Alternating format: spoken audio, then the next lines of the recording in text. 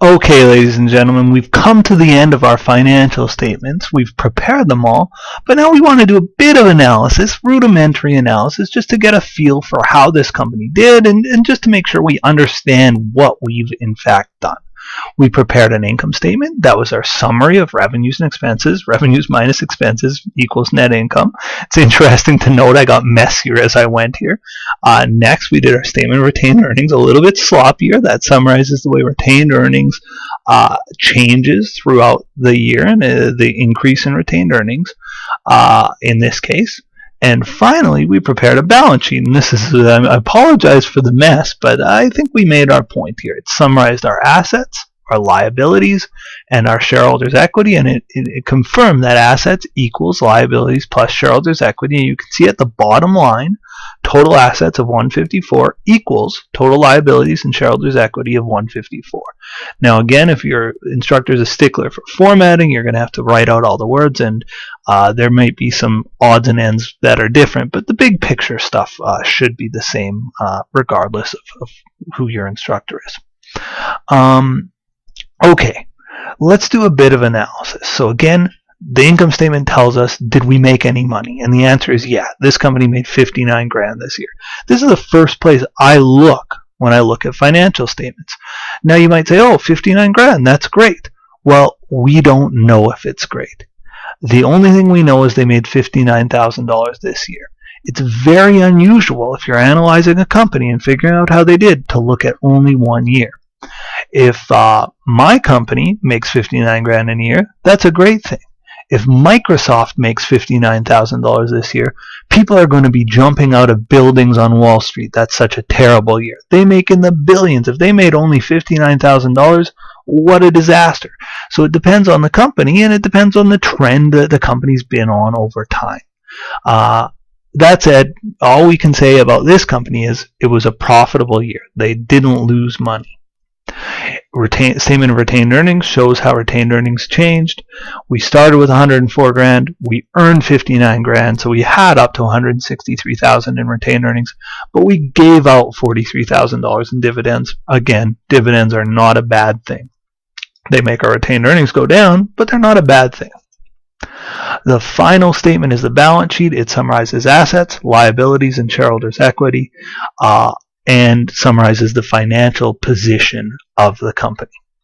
So, one way of analyzing a company, actually before I do that, I noted as I prepared them the dating. And I said, the income statement is for the year ended, the statement of retained earnings is for the year ended, and the balance sheet is as at. And I didn't really explain why at the time, and I'd like to explain why now. The reason, I'll explain maybe by way of example. Again, let's look at the income statement versus the balance sheet. The income statement says how much money we earned. Now, if I ask you, how much money did you earn? Well, it's a rude question to ask, but you kind of have to say when. How much money did I earn yesterday? How much money did I earn last week? How much money did I earn last year? They're very different numbers. I might have made $1,000 last month or $12,000 last year. So when I ask how much money did you earn, you have to kind of give me a time period. Was it a week? Was it a month? Was it a year? Same thing here. So we're saying this is how much money Fred Stelling earned for the year, for that time period. Now if I said, excuse me, sir or ma'am, how much cash did you have for the year? You'd say kind of like, what? I had cash that went up on January 1st and down on the 2nd and up on the 3rd. Your cash goes up and down over time. So when I ask you how much cash you have, again, a rude question to ask a person, but not a rude question to ask a corporation if you're their shareholder. If I ask the corporation how much cash they had, they can't say, this is how much cash we had for the year. We're going to say this is how much cash we had at our year-end date. That's what's a relevant amount.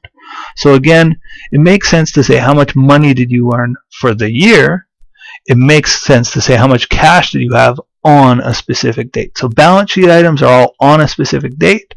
Income statement items are all for year or for the month or for a specific time period.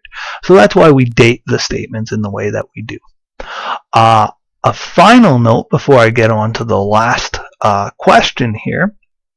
was just how the statements work together. There's a reason we do the income statement first, the statement of retained earnings second, and the balance sheet last. We do the income statement first because we use net income. Now remember, net income is the bottom line of our income statement. We can't prepare a statement of retained earnings if we don't have our net income. So again, the net income moves from our income statement to our statement of retained earnings. Then we go on, and our balance sheet is the last financial statement we do. We can't do the balance sheet if we don't have the retained earnings from our statement of retained earnings. So you can see it's 120 grand on the balance sheet, and there it is, the bottom line of the statement of retained earnings. So again, we use net income from our income statement to prepare our statement of retained earnings. We use our ending retained earnings from our statement of retained earnings to prepare our balance sheet. That's how the financial statements link together, and that's why we prepare them in the order that we prepare them. Okay, let's go back to the question and make sure we've answered it. It says required. Prepare the company's income statement, statement of retained earnings, and balance sheet. Done. We've done it, and we've done well. Next, calculate the company's current ratio, debt ratio, and equity ratio. These are all things used to analyze companies, ratio analysis, and you'll certainly be doing this in any of your accounting classes, and these are the first ratios somebody has to learn. And a ratio is just typically one number divided by another number, or some mathematical formula we do on the financial statements to see how the company's doing. So let's do the company's current ratio. All of these ratios happen to use the balance sheet. I'm going to do them in red pen on the side. So let's see if I can make it fit. Current ratio equals current assets divided by current liabilities. So this company's current assets we've totaled as 135. I'll just put a K there for 1,000. Current liabilities, just 4. This is going to be a huge number. I'll actually do this in Excel. I haven't prepared this in advance. So equals 135,000 divided by 4,000. When you run the number, and when I've run this number, I get 135 divided by 4 equals 33.75. Now, a couple of rules of thumb is 1.5 is thought of as a pretty magic number. If it's over 1.5, the company's safe. Less than 1.5 might be a little risky. 33.75 is very high. This company's very safe. Let's think about what this ratio is analyzing.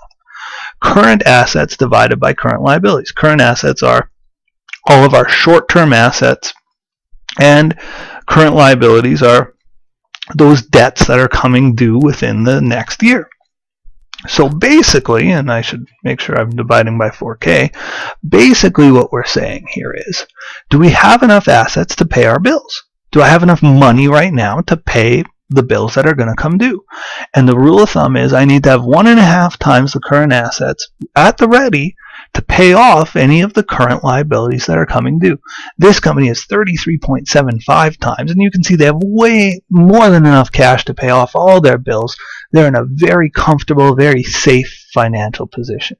Some investors would argue that it's way too high. This company's playing it way too safe, but that's fine. We've calculated our current ratio, current assets divided by current liabilities. Next is our debt ratio. And debt ratio is total liabilities divided by total assets. And debt ratio is generally going to be a percentage. So our company's total liabilities here was, while it was 4, it was the same as our current liabilities. And our total assets is 154. Again, I'm going to have to calculate this in Excel here. Equals 4 over 154. It's 0.026. So let me just grab the pen.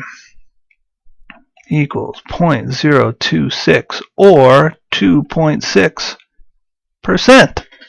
So what this tells us is the percentage of the company that's owned by our creditors. So if I were to take all of my assets and pay off all of my liabilities, it would take 2.6% of my assets to pay my liabilities. Put differently is the equity ratio. and the equity ratio looks at the other side of it. So what the equity ratio says is, let's look at total equity, or total shareholders' equity, divided by total assets. Our total shareholders' equity is 150, divided by our total assets, which was 154.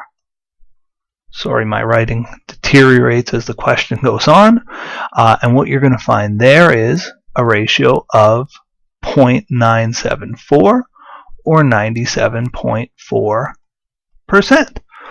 And the math there is, okay, well, we've just said that our creditors own 2.6% of the company. The rest has to be owned by the shareholders. So the shareholders own 97% of the company. In terms of a debt ratio analysis, I would say lower is safer, and 2.6% is extremely safe, as our current ratio suggested. An equity ratio higher is safer, not necessarily better, just safer, and it speaks to how much the company wants to borrow and how highly leveraged they are. But this company is not borrowing a lot. They're not highly leveraged. This company has a 97.4% equity ratio. They are a very safe, conservative company.